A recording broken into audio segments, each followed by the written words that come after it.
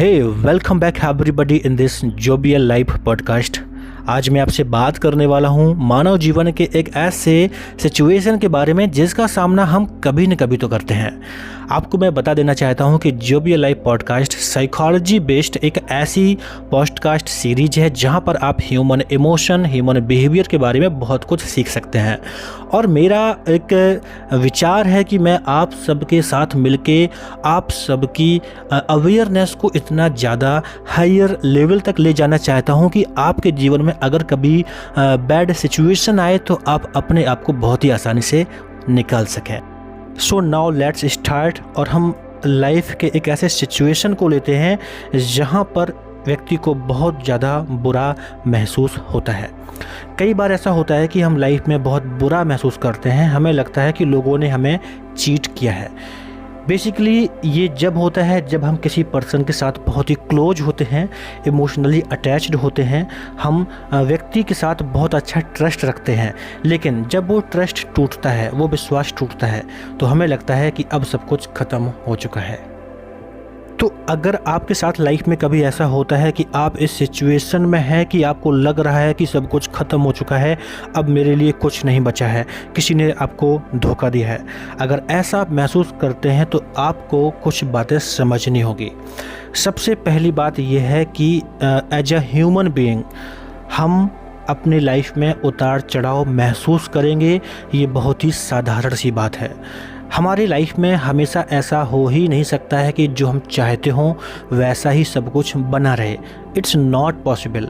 और इसकी सबसे बड़ी वजह ये होती है क्योंकि हम ऐसी दुनिया में रहते हैं जहाँ पे हर एक व्यक्ति का अपना इंडिविजुअल पर्सनैलिटी है। हर किसी की अपनी पर्सनैलिटी, अपने थॉट पैटर्न, अपने अपने सोचने का तरीका समय समय के अनुसार बदलता रहता है। सो इट्स वेरी कॉमन कि कल तक हम जिसके साथ एक ट्रस्ट वर्दी रिलेशनशिप में थे, एक सर्टेन माइंड सेट के साथ हम जुड़े थे, अब वो अलग हो चुका है। इट मे बी, यहाँ पे सही क्या है गलत क्या है वो बात नहीं है। द थिंग इज़ दैट कि ऐसा भी हो सकता है कि लोग बदल जाएं। लोगों के बदलने का कारण क्या है? बेसिकली उनकी पर्सनैलिटी। सो आपको ये बहुत ही अच्छे से समझना है कि इस दुनिया में अप्स एंड डाउन्स आना कॉमन है, लेकिन अप्स एंड डाउन्स आएंगे, हम बुरा महसूस करेंगे, तो उस समय अपने आप को ठीक करने के लिए हमें अपनी इमोशनल वेल बीइंग पर फोकस करना होगा, हमें अपने इमोशंस पर कंट्रोल करना होगा, इमोशंस को समझना होगा। सो आपको ध्यान रखना है कि अगर कोई चीट करे तो आप ये ध्यान रखेंगे कि उस टाइम पे आप जो बुरा महसूस करेंगे वह बुरा लगना स्वाभाविक है। That's common because as a human emotional जो बॉन्ड आपके साथ किसी के साथ था वो जब ब्रेकअप हुआ है तो हम साइकोलॉजिकल पेन फील करेंगे, हम बुरा महसूस करेंगे। एंड उस साइकोलॉजिकल पेन को ठीक करने के लिए किसी भी मेडिसिन का आप यूज नहीं कर सकते हैं, बिकॉज ऐसी कोई मेडिसिन होती ही नहीं है कि किसी के द्वारा अगर हमारा ट्रस्ट टूटा है तो हम किसी मेडिसिन को लेकर उस ट्रस्ट के पेन को कम कर लें। ऐसा नहीं होता है। सो आपको करना है क्या कि जब ऐसे समय से आप गुजरें तो आपको मन में एक अवेयरनेस रखनी है कि ये जो भी आपके साथ हुआ है ये एक समय के बाद ठीक हो जाएगा। मतलब जैसे जैसे टाइम पास होगा वो चीज़ें आप अपने आप ही कम फील करते चले जाएंगे। और इन चीज़ों को जितना कम समय में आप ठीक कर पाएंगे ये सब कुछ डिपेंड करेगा कि आप सेल्फ अवेयर कितने हैं। जैसे मान लीजिए कि आपको लग रहा है कि नहीं यार उसको तो ऐसा करना ही नहीं चाहिए था, तो आप जितना ये सोचेंगे कि उसको ऐसा नहीं करना चाहिए था उतना बुरा फील करेंगे।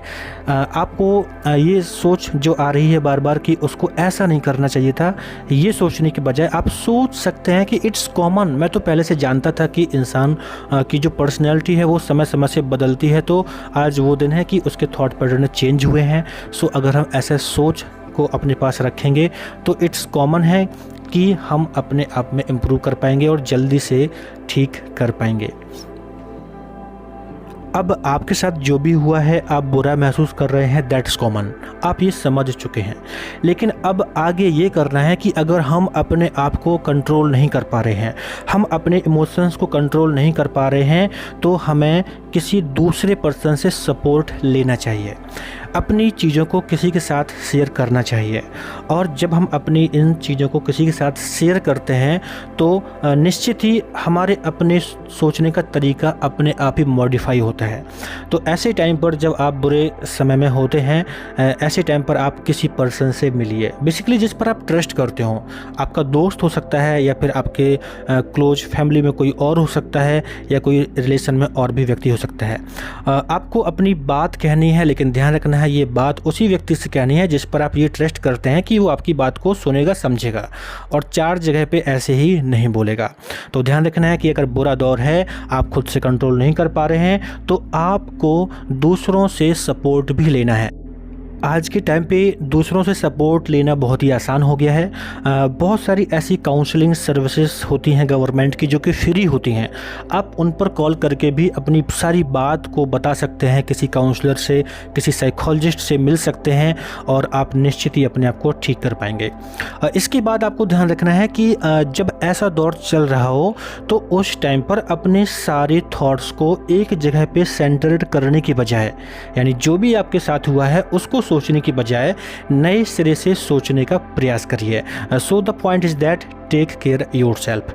आपको खुद की केयर करनी है, और खुद की केयर करने का सिंपल तरीका है कि आप अपनी उन एक्टिविटी पर फोकस कर सकते हैं जिससे आपकी वेल बीइंग प्रमोट होती हो। जैसे कि आपको अच्छा लगता है गाने सुनना, तो आप गाने भी सुन सकते हैं। और इसके बाद आपको लगता है कि पहले मैं किसी पर्सन से मिलता था, उससे मिलना अच्छा लगता था, उस पर्सन से आप फिर से जाके मिल सकते हैं, उसके साथ कुछ समय गुजार सकते हैं।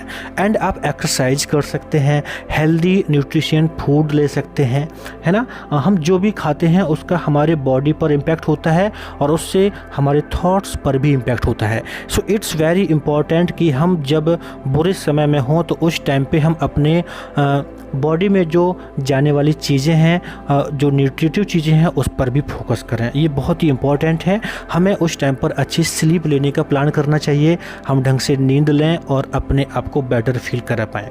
अगर आप अपनी केयर करना शुरू नहीं करेंगे तो निश्चित ही आप उसी नेगेटिव क्राइटेरिया में फिक्स बने रहेंगे जहां पर आप बुरा महसूस करते हैं, और वहां से आप कभी नहीं निकल पाएंगे।